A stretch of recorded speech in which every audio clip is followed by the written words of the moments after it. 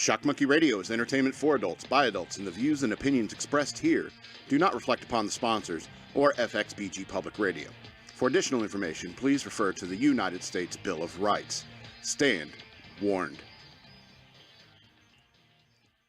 I'm trying to build a gun that shoots puppies. Like, puppies are the projectiles, okay? Because, you know, the whole idea is, like, defeat your enemies with cuteness, because nobody can be, like, angry when they're cradling a puppy that's just been shot at them. All right, so, but I'm having a hard time finding people who will actually let me use their puppies for this purpose. And I don't actually want to care for a group of, you know, a clip load of puppies while tweaking my design. Because, you see, here's the problem. You know, it's going to be a bolt action, right? And the puppy is going to be in a cartridge. And the cartridge, you know, they're going to be facing backwards in the cartridge, right? And it's a plastic cartridge, and it's got a spring on the side and stuff like that. And then it, like, locks into position in a certain angle so that when you pull back the bolt, the casing gets ejected, like, you know, like a regular automatic pistol. And then the chamber closes with around the puppy. Now, the problem is that obviously a puppy is going to piddle or poo when, you know, you do that. And so it may run down into the magazine and just gum up the works, and then, you know, it's going to jam. And you got a bunch of puppies locked in a magazine for this gun. So, I mean, you know, I don't know. I'll have to have a backpack for the compressed air.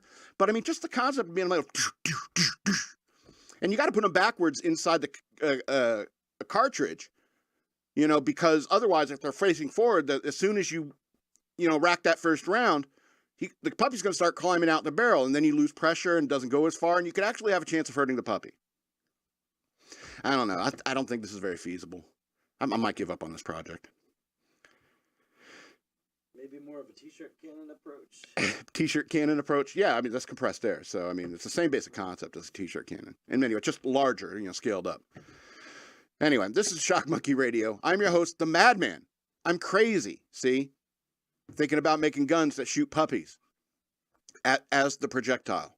You kind of got to phrase it that way. It's like, because you're like, that's already been invented. That's a gun. You could shoot a puppy with guns.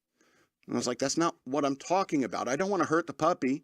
You know, I just want to shoot a nice cuddly puppy into someone's arms who's mad at me. And it's like, and you touch my Harley again, and poof, a puppy. You know? What an excellent weapon. Two gangbangers in each other's face, and the cop comes up and racks a puppy gun. Oh, look at this dog! Look at this dog! I'm always thinking of less than lethal weapons.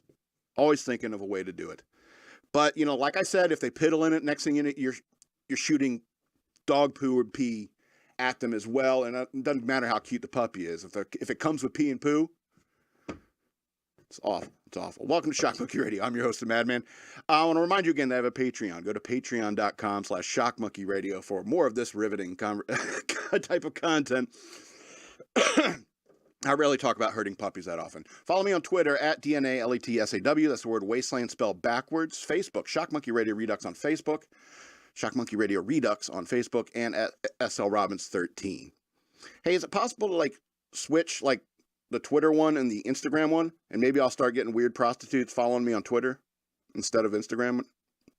Because I think they they like scan screens and they pick up like websites and stuff. If they got an Instagram account, they can scan the capture from the screen and boom, we'll spam that guy. He looks single with money to blow on OnlyFans. Anyway, so yeah, I also have books available for digital download. Search for the author Scott L. Robbins with 2 T's and 2 B's on Amazon.com. I got the Bunny Years, a memoir, The Ravings of a Madman, and the Exit 13 series. Buy them all today. Total, buy them all, it's $13. Or you can become a patron. Go to patreon.com/shockmonkeyradio. Or if you just want to send me your illicit drug money, you can send me my Cash App using the hashtag shockmonkeyradio.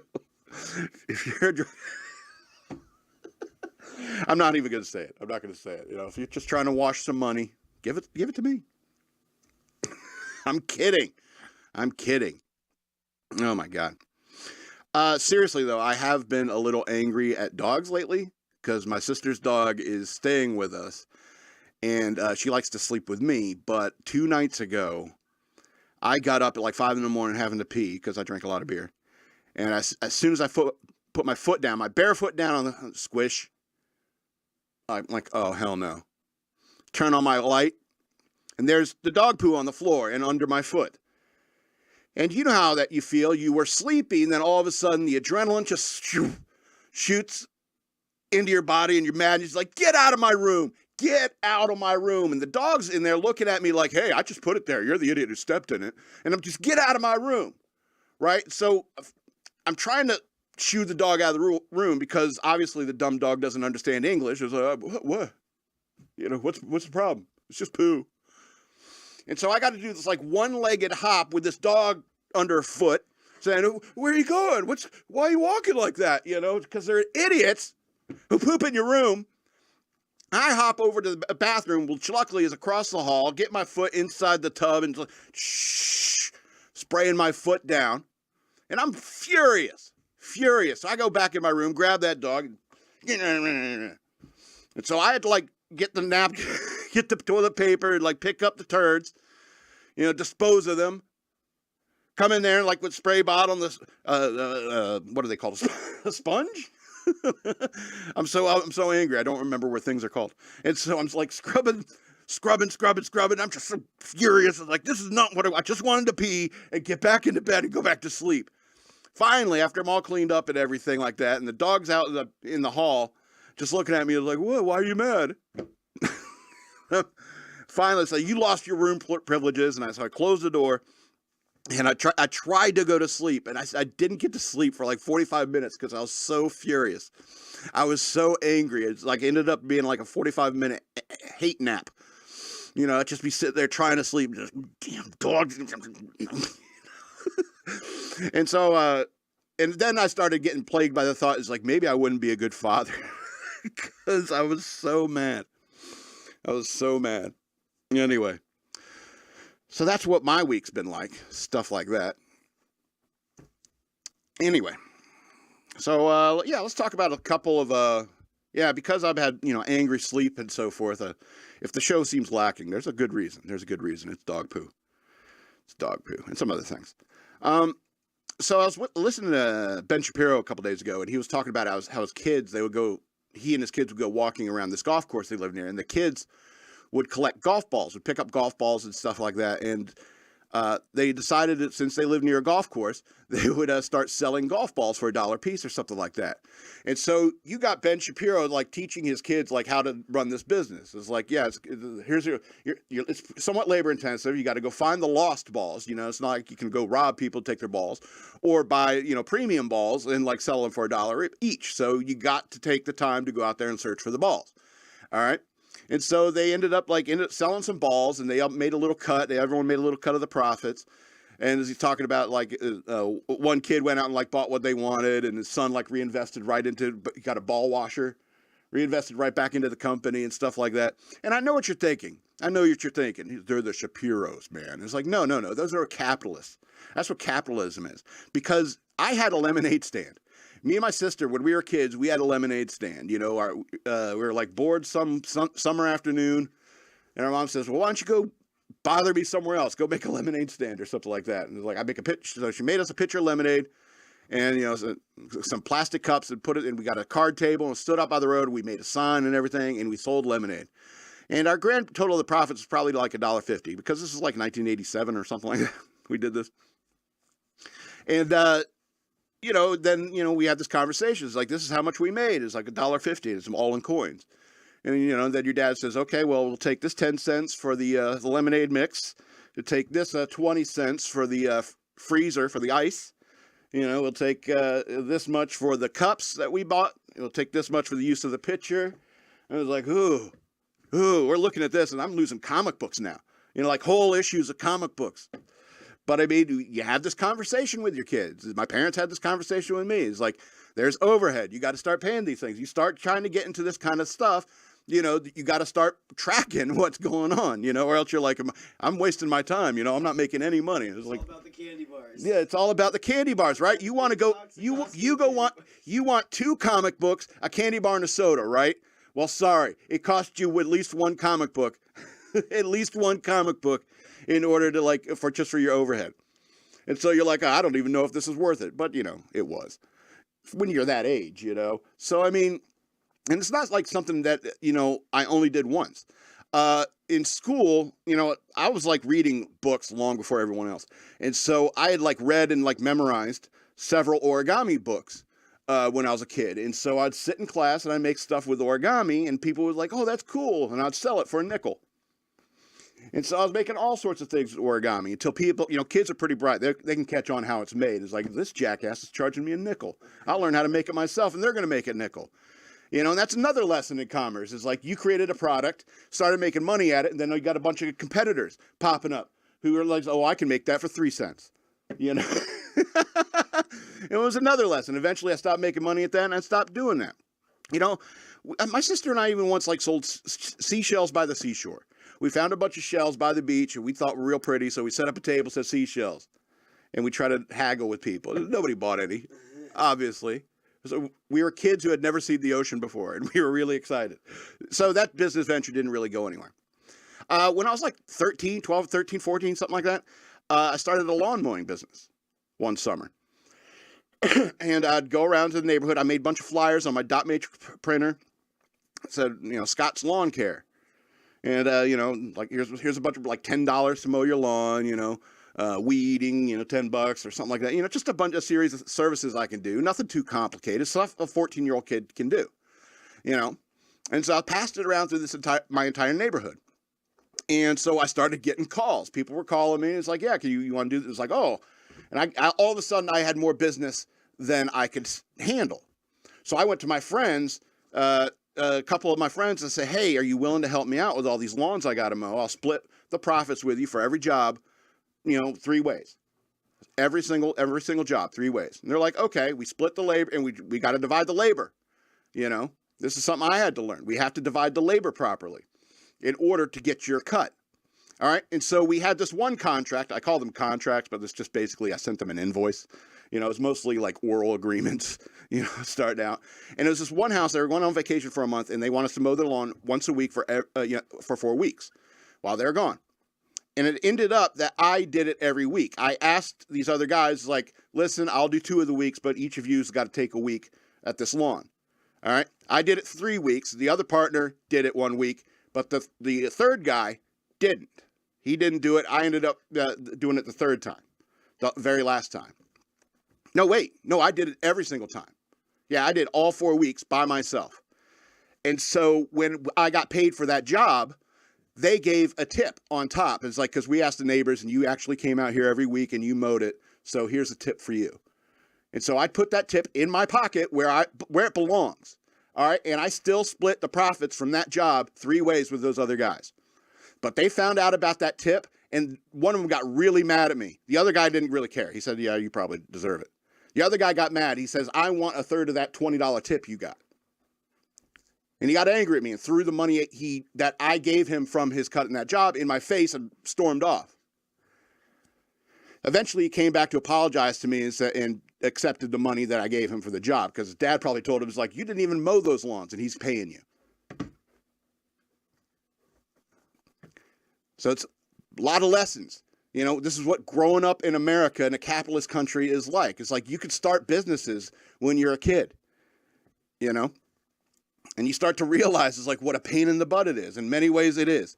And so in many ways, I didn't like that labor intensive stuff like mowing lawns or making lemonade. Ugh. You got to drink what you don't sell. You get sick of lemon. I don't know about you, but I get sick of lemonade after about 2 glasses. It's like, I've had enough. Too much lemon. And so, I didn't like that. What I really liked was the making of the, folding origami. It's just me sitting on my butt in a chair, kind of like I am right now, having a conversation. I could be doing origami right now, but I don't want to. Or I lost that memory of how to do them. It was so long ago. And so I could probably make some still, but like riding a bicycle, I'm sure once you got into it. Yeah, if I got back into it, I'm sure I'd start remembering. But I mean, that's what like the Shock Monkey Radio business is now. It's my personal business. It's like, it's your side hustle. So during my life, I always had my side hustle, and I think I don't know, it kind of makes me proud of myself that I didn't even know that I did this. It's like, oh, I was unintentionally working my entire life. You know, my main purpose of going to school was to learn. And I did learn, and I was so far ahead in reading there's other kids that, you know, I'm bored in all the reading comprehension classes. So I'm just making origami stuff and making 5 cents a pop on those. That was my side hustle back then. And my side hustle today is Shock Monkey Radio. So please become a patron. I would appreciate it. Patreon.com/shockmonkeyradio. Because I'd rather do this full time. You know, I have a regular job, you know, but I'd like to do this full time.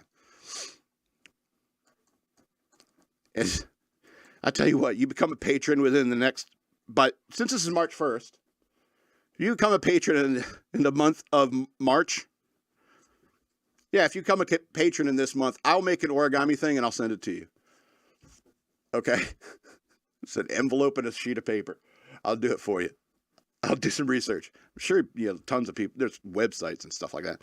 You know, we typed Cloud City Trooper in last week. You're going to regret it if, like, yeah. Yeah, now like 80 people are going to patrons. It's like, people, John's going to come over wanting to play cards. I was like, what are you doing? It's like, I got to make 48 more origami with swans. And stuff them in an envelope flatly. It was like, I should probably sign them too. The Madman or get one of those stamps. Yeah, that's impersonal. I don't like that. I don't like that. Anyway, so that's my rant about side hustling. So I watched a movie this weekend. It was kind of interesting. Called Wargames: The Dead Code.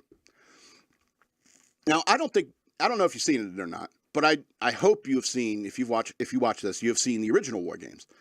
Now, the reason why I love the original Wargames so much is because I grew up in that era. It's like those old phone modems where you plug the phone into the receiver. You know, I remember those days. And so and it was in some, you know, many ways, hacking in many ways. Hacker movies are, I'm very critical of them because sometimes they're just awful. All right, I'm probably going to talk about 3 particular ones, and that's, you know, Wargames the original, Wargames the Dead Code, and the movie Hackers. How dare you? With Angelina Jolie. See, EK loves it because it's a freaking love story. It's not a hacker story. All right, it's a meme story because that's what they do whenever they're sitting there hacking. You know, it's always like some meme pops up. It's like some nerd back in 1991 was sitting there making this image file in bitmap, you know, and then sending like, mess with the best, die like the rest. Luckily, she already had an acid burn GIF ready to go. All right? That's not what hacking is. Hacking is like looking at code, looking at directories, issuing commands. It's typing. It was talking about the skill level of the actors. It's well acted, well cast. Hackers is well acted, well cast, but it's not as far as hacking movies go. It's a joke. All right, but Wargames: The Dead Code was actually quite good in terms of like how modern hacking, you know, kind of works and so forth, and that, you know, it shows like the ingenuity, low tech ingenuity of these guys who knew a lot about computers, and you know, it kind of introduced this new aspect because like there's online gambling now, and so without ruining the plot, you know, it's you know, this guy like borrows some money from this account he has access to, and then plays like a video game that's run by the government and they're tracking him. You know, he plays a video game, you know, betting money on his performance in the game, and he wins so that he can go on this trip to where was it? Quebec. And so the government's like, this guy just won all this money tonight, tracking all this money. Now he's going to Quebec, so we got to find out. And the movie, you know, reveals itself. I don't want to ruin it for you. It's because I think it's a pretty good movie. It's not bad. It's not bad. And so I think that the third act is too much like the original Wargames third act, and with basically the same conclusion. There's an additional kind of like romance love story thrown in for the ladies. You know, I'd like to say that the original Wargames didn't have that thing, but, you know, what was her name? Jennifer Jason Leigh? That was in Wargames with Matthew Broderick. You know, I forget who it was, or one of those girls. I always confuse, or Ali Sheedy. You know, I always confuse those two. But yeah, and so they throw that in for the ladies and for us because they're lookers anyway. They usually cast, and so but the only question is like why Matthew Broderick wasn't in this film, and so I mean I know why Dabney Coleman isn't, but I mean it's Matthew Broderick, and I think Ferris Bueller has the right to say no to any project. Plus, I think they did a good job even without the fact that Matthew Broderick was on board. I mean, because I guess maybe it's like you don't want some 50-something hacker who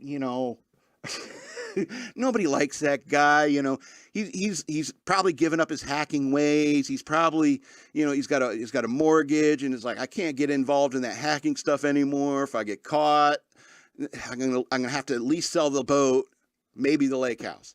So outdated version of he's 50-something now. Hacking is a young man's game. Let's be honest. Because I think about like my hacking knowledge is like it's useless now.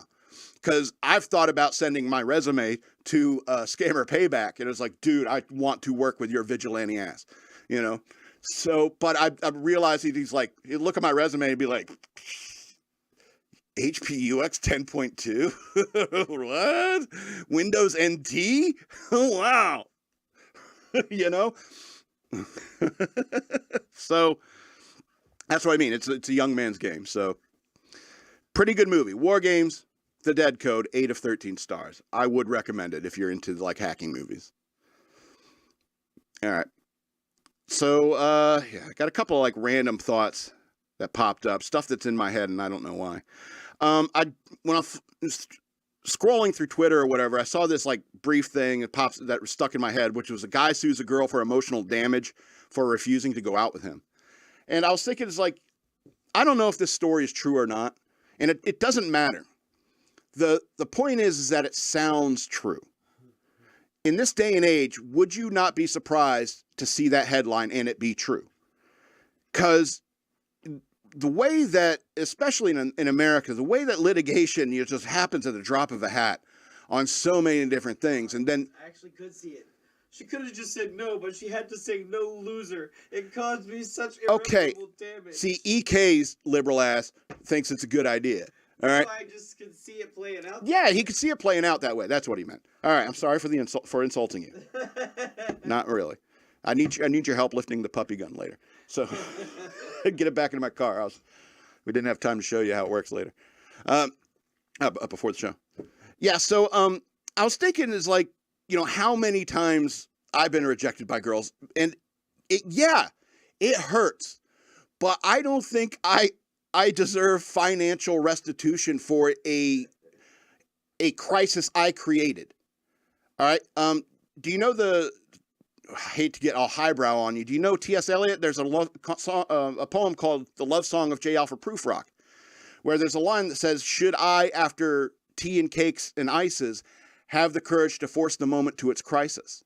And that's kind of the whole, like, part of the big, theme of that whole poem is that, you are creating this uncomfortable situation. When you approach a woman and you're like, hi, how you doing? I'm the madman. And they're like, madman? Yeah, I'm crazy. And it's like, oh, I don't want to talk to you. Okay, I'll walk away. All right. But if I come up and say, hey, I'm Scott. And they're like, hi, Scott. And it's like, will you go out with me? All of a sudden, that's kind of like verbally aggressive. Not saying that words can hurt. Not saying that words can hurt, because that's exactly the opposite of what I'm saying. But you're the one who like put her into check. Check. It's like, this is what I'm putting on the table. And it's like, so you caused that comfortableness. All right. It's just like two friends, a guy and a girl who are two friends. And then one of them is like, oh, I think I love you. And then the friendship falls apart. All right.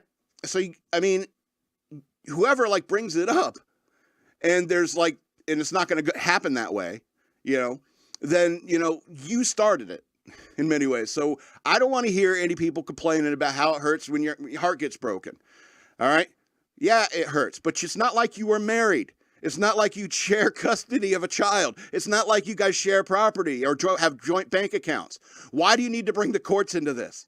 I really don't understand the way that people are so litigious these days, And unfortunately, you got to go through life getting hurt. That's how one learns. All right. You start become interested in girls or something like that. You start asking them out. All right. first 5, 6, 10, like say 10 girls, the first 10 girls you ask out, all say no. And you're like, well, after, of course it's going to hurt. The rejection does hurt, but you're going to be thinking, it's like, I'm asking out, like I asked out the 10 hottest girls at my school. Maybe I'm shooting above my level, Maybe I should like bring it down a notch, find a nicer girl, a nice girl who's a little bit more homely, you got to adjust your pattern, or you could just simply play the numbers. You start getting used to rejection, eventually you'll stop feeling it. You'll develop that callus, just ask out girls all the time. They say yes, booyah. You learn, you get better at it, and then you become more suave, it's like, hey, you ever hear of the poet T.S. Eliot? Yeah, I can quote lines from it. I grow old, I shall wear the bottoms of my trousers rolled. That's in the poem. Then you get really good at picking up girls, and you'll say, hey, that dress you're wearing, saw some other girl wearing it last night. Look better on her. Yeah, the old, what's that, the push-pull? Yeah, negging, which is ridiculous. It is ridiculous. It's ridiculous.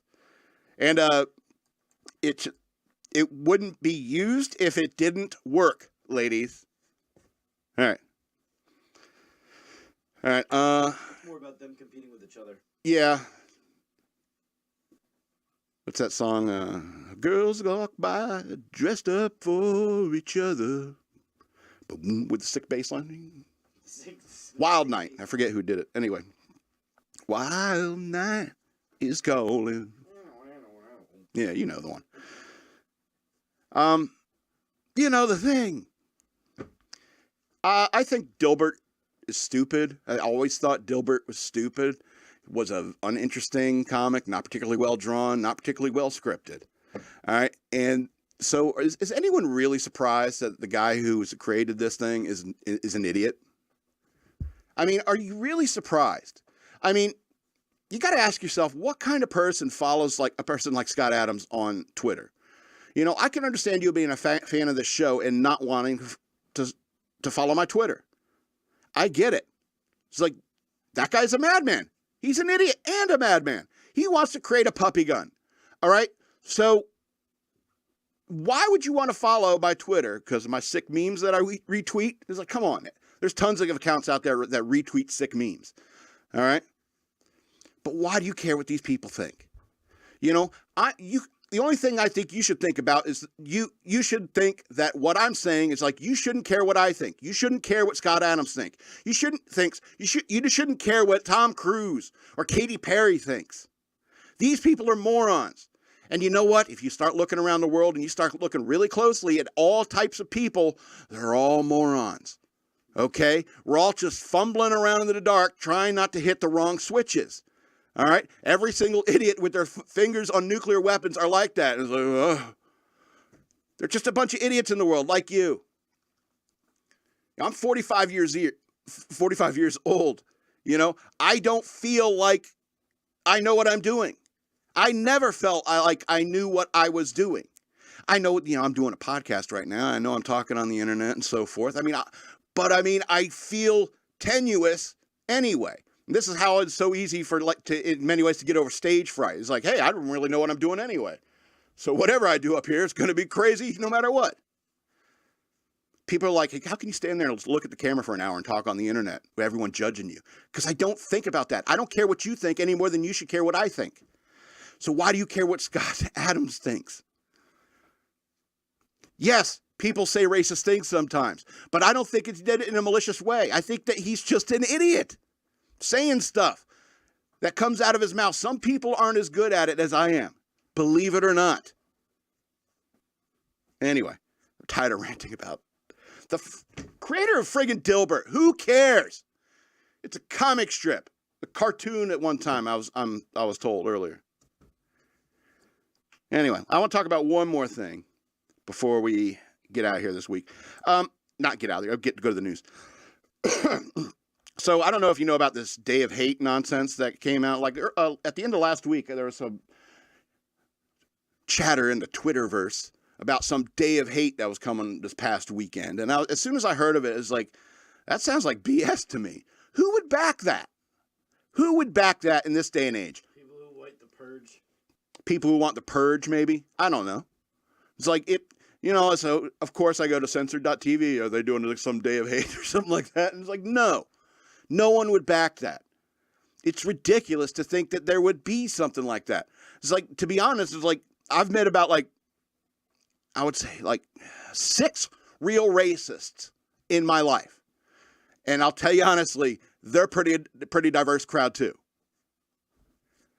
And so what I mean is that, you know, the whole idea of like somebody getting a text notification for some Reddit group they're on, you know, the, you know, white power group or whatever, somewhere on the internet, they get a notification, hey, we're having this day of hate. I think every single normal person would be like, I'm not going to that. That sounds dangerous. You know?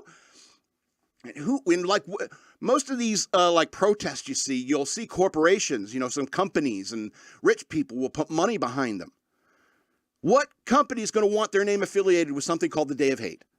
It's ridiculous to think that there is anything like that could happen in America these days. You know, everyone who's thinking out there is like there's racism everywhere. There's all this hate everywhere. You are crazy. You are crazy. It's not out there. You're hungry for something that doesn't exist. Sorry. All out of hatred today. Why don't you try something else? It's just ridiculous. I know there's racists out there. I know there's people who hate, but they don't want to organize because they know how hungry so much of the world is for someone who is like if the KKK actually wore robes and rode down Pennsylvania Avenue and parked in front of the White House, people would shit a brick. It's like, holy cow, they really did it. They're right here. And those KKK guys would be quaking in their boots because they know what would happen to them. You know? Let's be honest. So you know what? No one has time for hate. You know? It's not good for you. Anger isn't good for you. You know? There's emotions that are good for you, emotions that are bad for you. All right? Hate and anger are two of the ones that are bad for you. You know what's great for you? Humor. Imagine those pink-haired idiots in those colleges down there with their sons and they're protesting and guys on horses actually show up with robes. They wouldn't know what to do. It's like, well, this is so clear to me. I'm not so sure what to think anymore. Gavin, is that you? It's like, no, idiots. So many idiots. The world's full of morons. Anyway, let's get into the news. News worth knowing. I don't know what's going on with that thing lately. I don't know. I'm going to fix that. Do you need to uninstall EverQuest too? You think that's... I mean, we could sacrifice that. What is that, like a transition?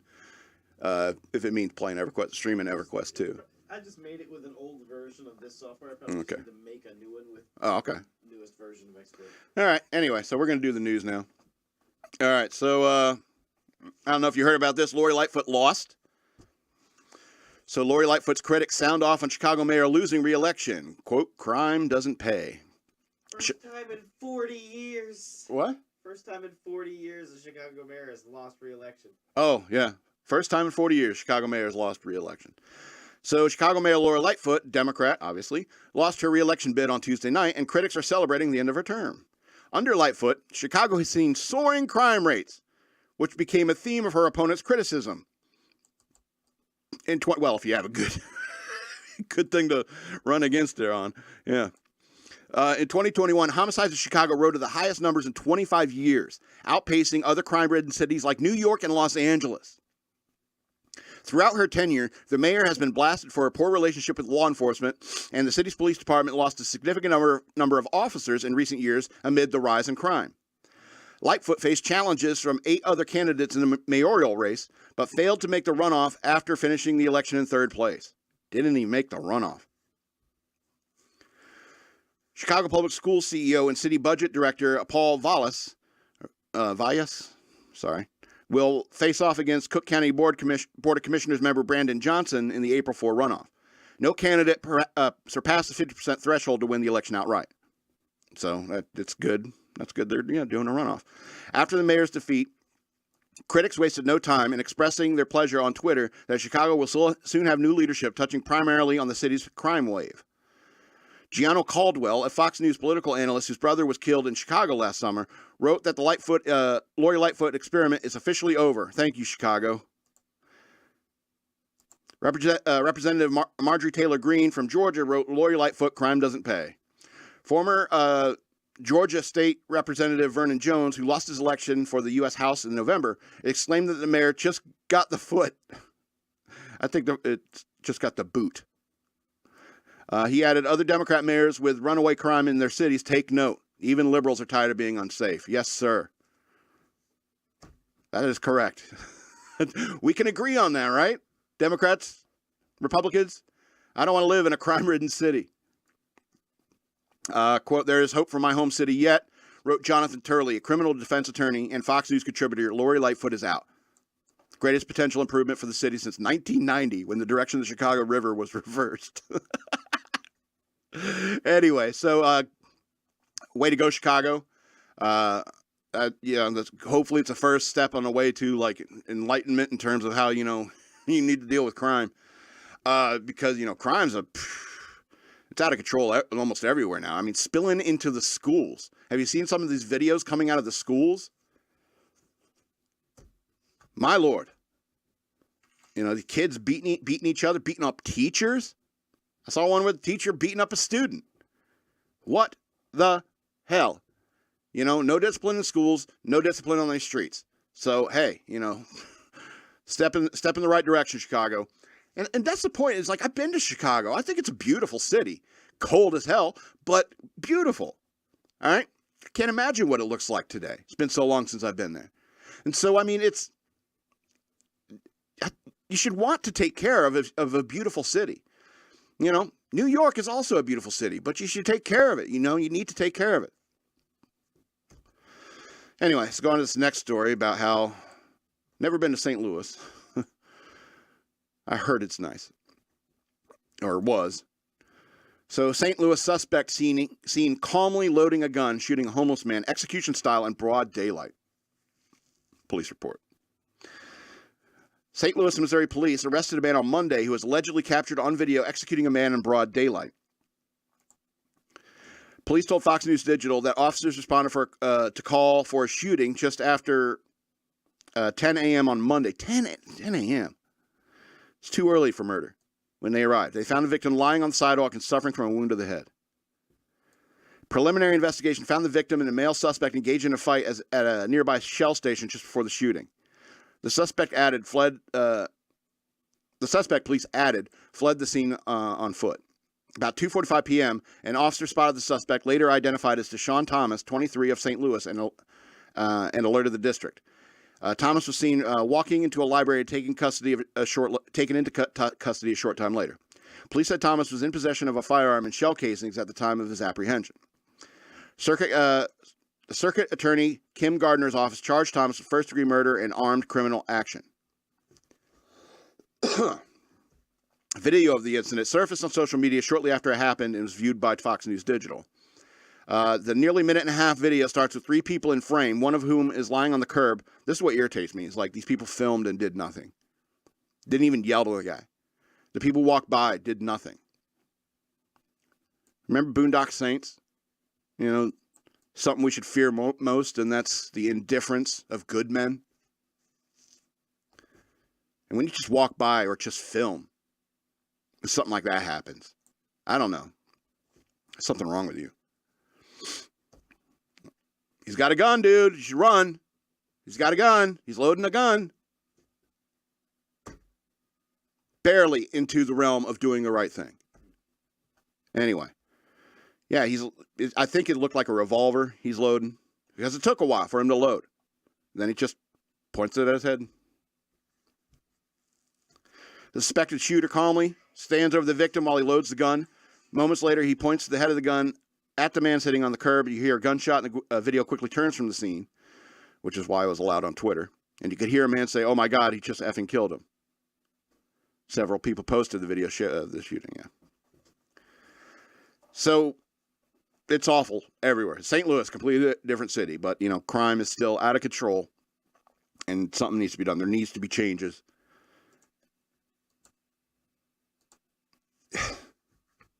Senseless violence. It's heartbreaking. We'll ramp up into some funnier stuff later, I promise. Well, I'll bring it back up. This is the sad part of the show. All right, let's start to make fun of some crazy liberals. Randi Weingarten, fitting name considering the story, blasted for a meltdown outside the Supreme Court.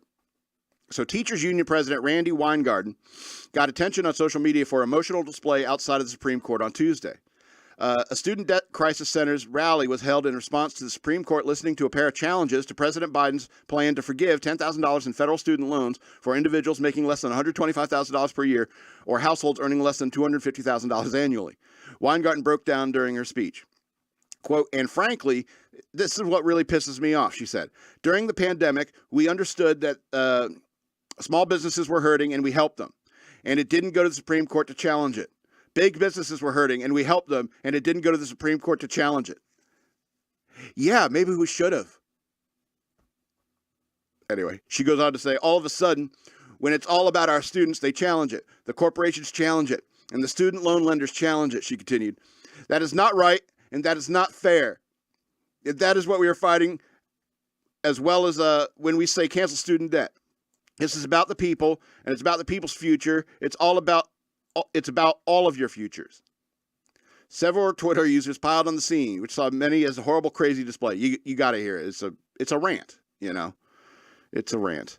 Here, let me see if this mic can pick it up. All right, let me turn this. How do I turn it on? All right. So, yeah, it's a real rant, Randi Weingarten. This is what really pisses me off. During the pandemic, we understood that small businesses were hurting, and we helped them, and it didn't go to the Supreme Court to challenge it. Big businesses were hurting, and we helped them, and it didn't go to the Supreme Court to challenge it. Yeah, maybe we should have challenged it, because it's ridiculous, just like your student loan forgiveness. It's stories like this. It's really these people who are leading these movements. It's a bunch of angry menopausal white women causing a ruckus, in many ways. They're all just ranting at the sky, but actually want to, since, I don't know, they can't direct their anger at God or something for some reason or anything like that. They come to the government with their hands out. I'm sorry you spent that much on your useless degree. I'm sorry that you think your degree is more important than it is. I don't see why I should have to pay for your bad investment. All right. And so it's just these ranting people. It's so narcissistic and selfish too. It's ridiculous because they want their it's like you pay my student loans. These people who are used to living off the government. That's why they're comparing it to hey, those small businesses got free stuff. I want free stuff too. And that's what it's all about. Give me. That's what it's all about. Anyway, let's talk about Joe Biden's crazy ass when he was down here in Virginia Beach. All right. Internet recoils as Biden talks of nurse doing things I don't think you learn in nursing school. As so gross.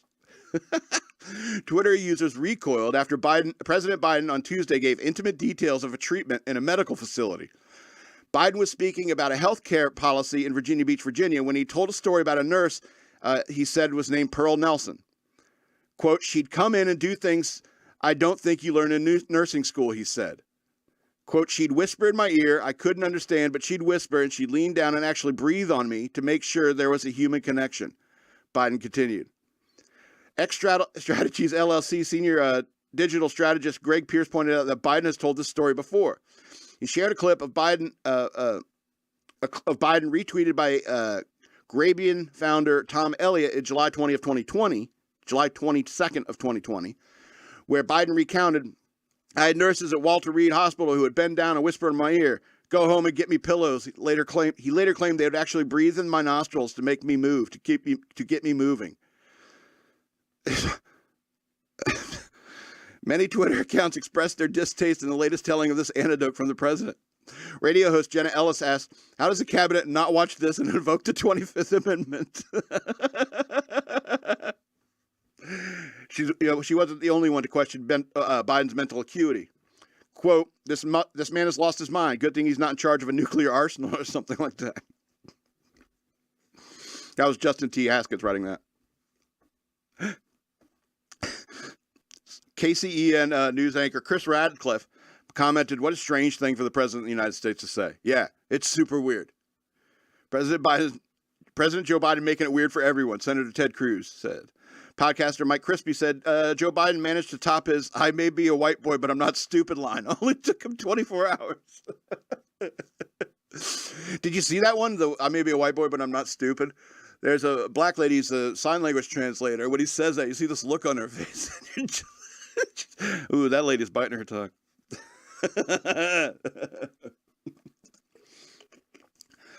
Because he's constantly saying weird stuff like that. Like, even going as far back to running for the president. He said, if you don't vote for me, you ain't black. What a weirdo. And I love little kids jumping on my lap. You know the thing. You think about what you think about.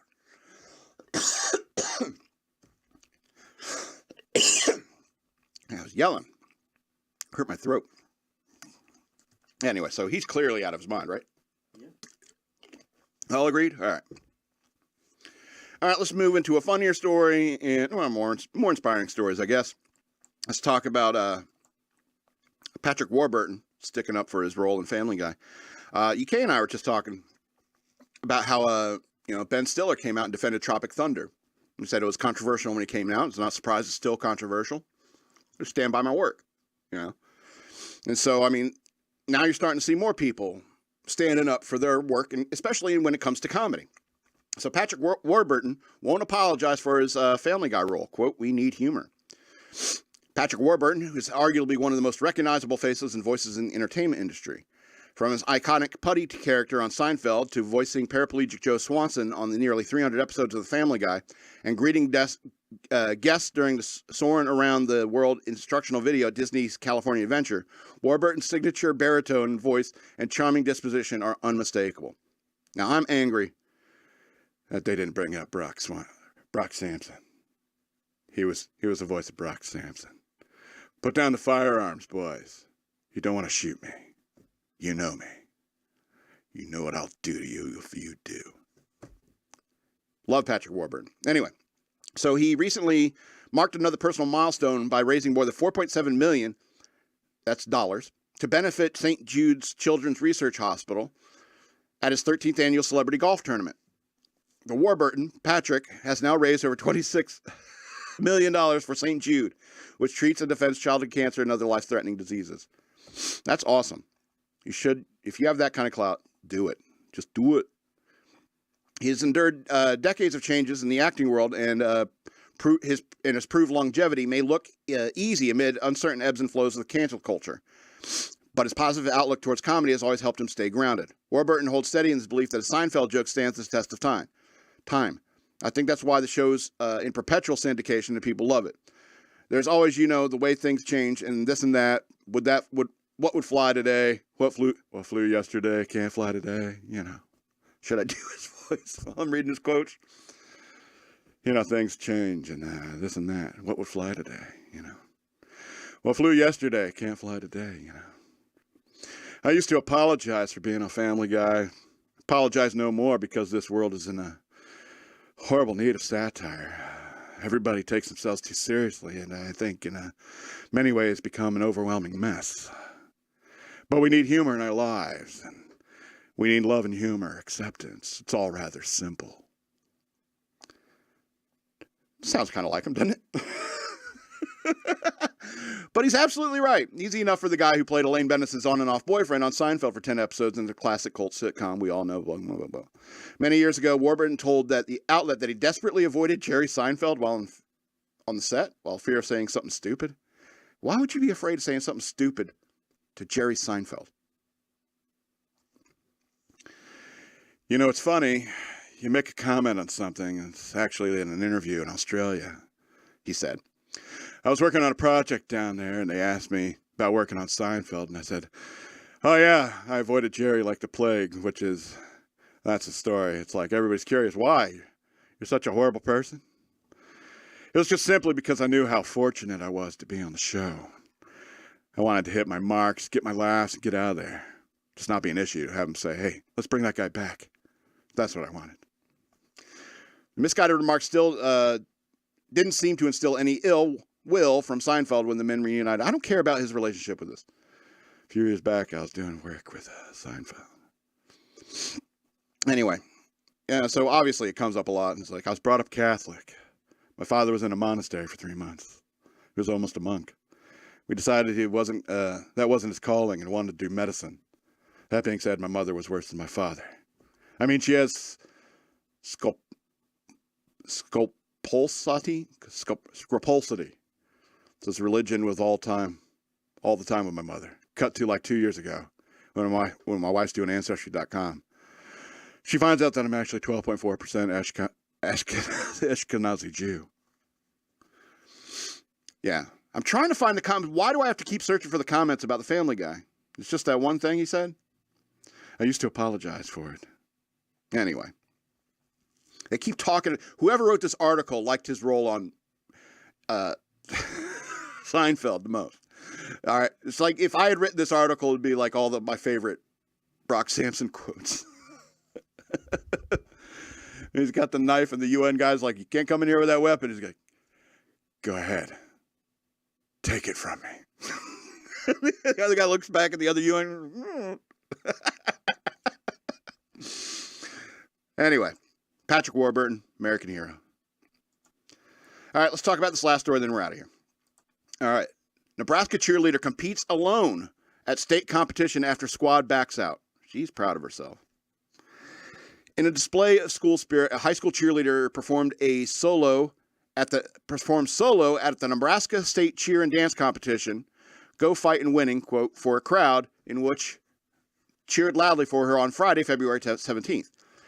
It was definitely out of my comfort zone, Katrina Cole, a 17-year-old senior at Morrill High School, told Fox News Digital.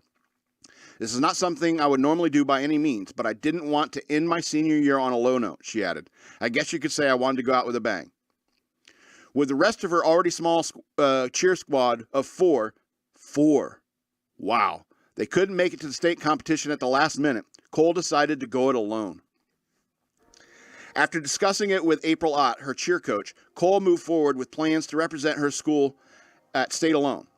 It did take me aback a little bit when she said, I'm going to compete on my own, Ott told Fox News Digital. I said, on your own? And she said, yeah. So I went home and I thought about it and I thought, well, why not? The fees are already paid for. We had our hotel rooms. Let's just go. Yeah, you should get a room. Right, so Ott said, you get the whole room to yourself. Nice. Ott says she enjoyed watching Cole learn and grow so much since she first joined the squad 4 years ago. Last year, Ott said Cole came to her and said she was ready to step into a leadership role on the team. Katrina has always been very bubbly, very willing to help anybody and any person in any way. Ott said. She's like, can I help you? Can I do that? Let me help you do that. Let's do this. Yeah, these are definitely cheerleaders. She is quite the team player. She roots for the others all the time, Ott said. After Cole said that he was going to compete by herself, she and Ott got to work to revamping the squad's routine for just one girl to execute. That's pretty cool. They also incorporated all components of any game day category.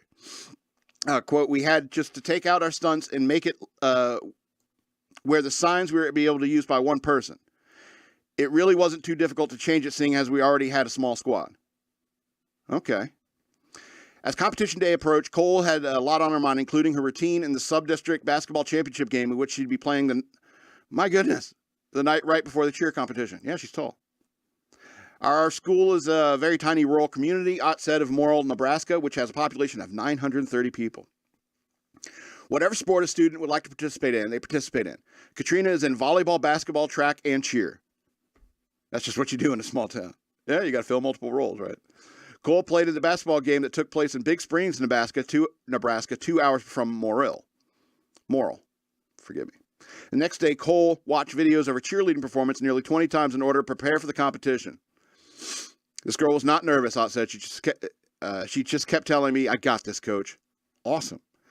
As the moment of the competition was about to take place, little did Cole or Ott know that the members of the other 115 teams that were competing that day would rally around the Moral Lions and its lone cheerleader. I walked out first because they announced. I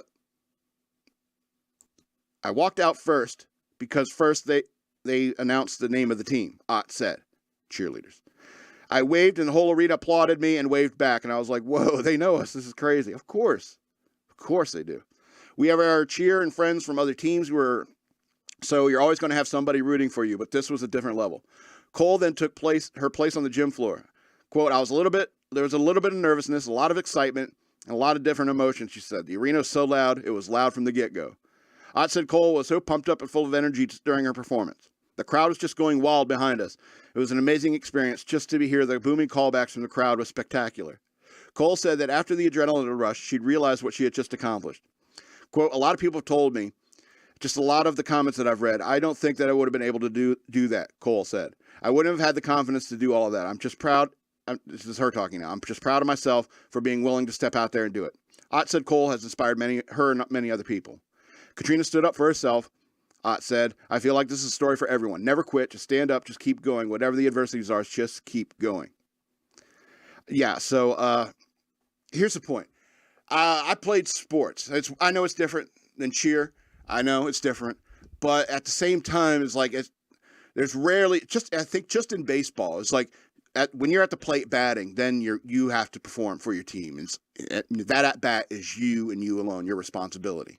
And that's what I like about baseball.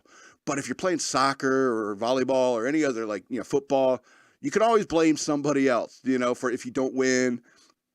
Somebody else screwed up more than you screwed up, and so forth.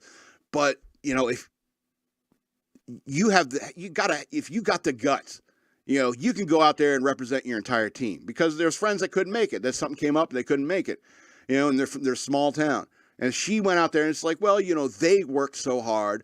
I've worked so hard. I'm not going to just throw this away just because it's just me, So good for her. It does take guts to do that.